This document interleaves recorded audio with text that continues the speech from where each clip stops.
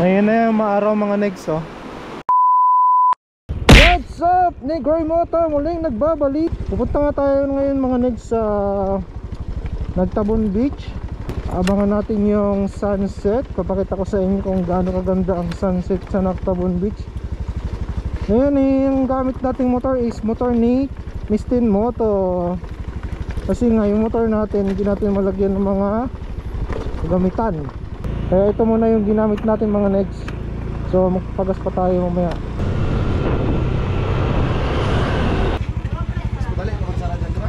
Kaya full tank 100 200 lang. So yun mga negs, let's go. Bilis-bilisan natin ng konti kasi baka hindi natin maabutan yung sunset.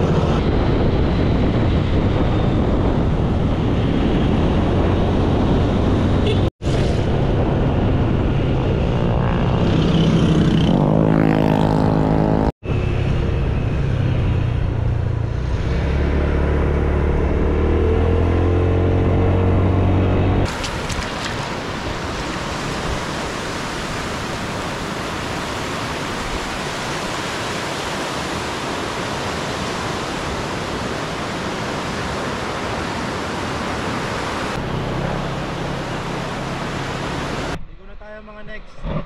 So nilagyan na lang natin ng ng dive fish si GoPro natin kasi mahirap na baka mapangalawan tayo.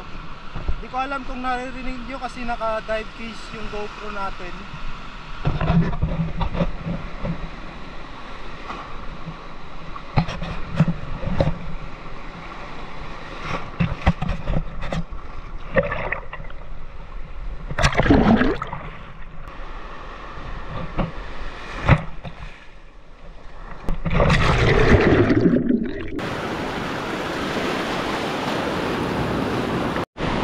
Ayun na yung maaraw mga negs oh. Kita nyo? Napakaganda. Ganito yung gawa namin ni Mistin Moto mga negs kapag medyo maluwang yung schedule namin. Katulad siya, bagay yung uwi niya ngayon, ako walang pasok, nag-unwind kami. Ligo-ligo dito sa Nagtabon, sa mga malalapit lang na spot. Kapag day off naman, yun pa pwede mga malalayo.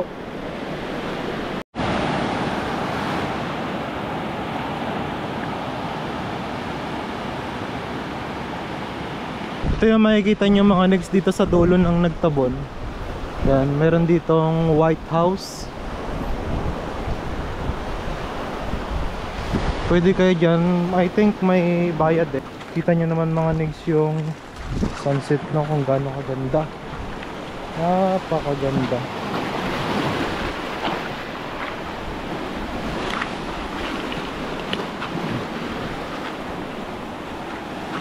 Balian na natin kasi lobat na yung ating GoPro.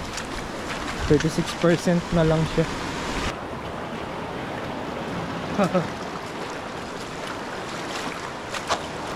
Taas na ng tubig dito mga negs oh. Oh. Ay, aray. Ha? San ka? Ang hirap mga negs pumunta sa dulo kasi ang taas na ng tubig. Kasi kapag mababa yung tubig mga negs, yan dyan no, dyan kayo dadaan. Oo. Saglit lang mga next, picture ko muna si Mistin dito.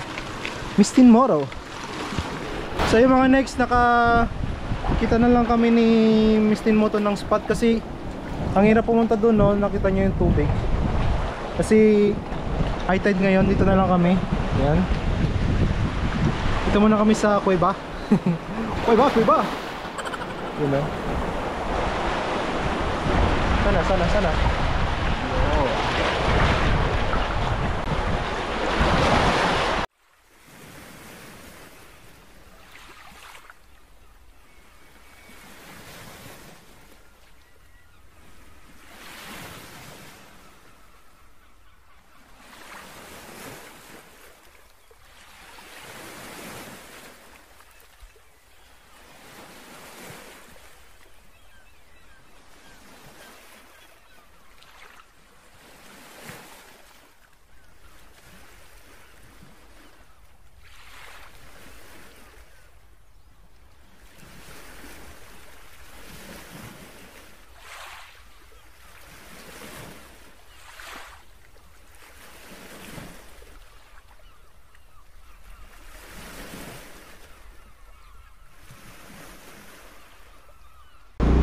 So yun mga next, uwi na tayo kasi madilim na.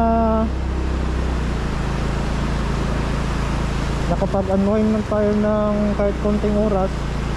Doon na relax na rin yung ating kaisipan.